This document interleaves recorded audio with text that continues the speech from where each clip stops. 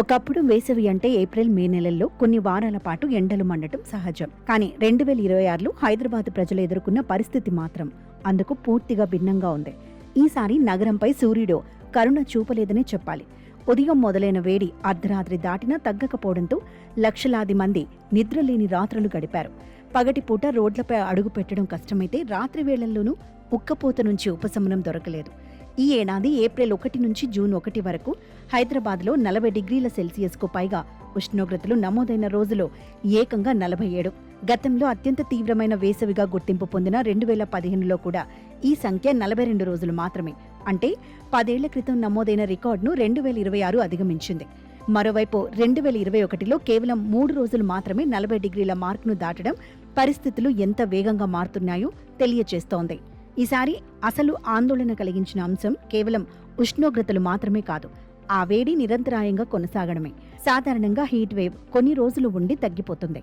కానీ ఈసారి దాదాపు 2 నెలల పాటు నగరం మొత్తం వేడి బారినే పడింది. అంబర్పేట్ నుంచి గచ్చిబౌలి వరకు, హిమాయత్ నగర్ నుంచి మేడిపల్లి వరకు దాదాపు ప్రతి ప్రాంతం ఒకే స్థాయిలో అధిక ఉష్ణోగ్రతలను చవిచూసింది.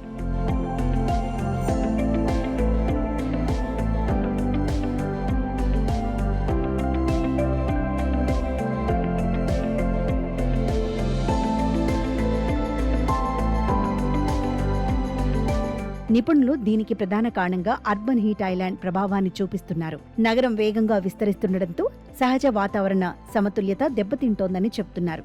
ఎత్తైన భవనాలు, వెడల్పైన తారు రోడ్లు, భారీ నిర్మాణాలు సూర్యుడి వేడిని పీల్చుకుని గంటల తరబడి నిల్వ ఉంచుతున్నాయి. దీంతో పగటిపూట గ్రహించిన ఉష్ణం వాతావరణంలోకి విడుదలవుతోంది. ఫలితంగా సూర్యుడు అస్తమించినా నగరం చల్లబడటం లేదు. అందుకే రాత్రి సమయంలో కూడా ప్రజలు ఉక్కపోతతో ఇబ్బందులు పడుతున్నారు.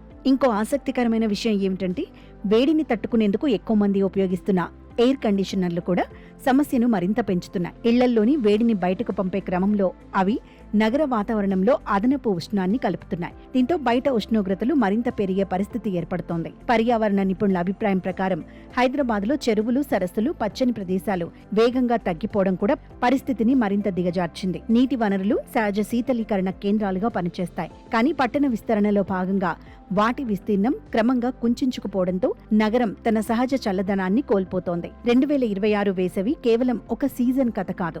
భవిష్యత్తులో హైదరాబాద్ ఎదుర్కొనే వాతావరణ సవాళ్లకు ఇదొక హెచ్చరికగా నిపుణులు భావిస్తున్నారు.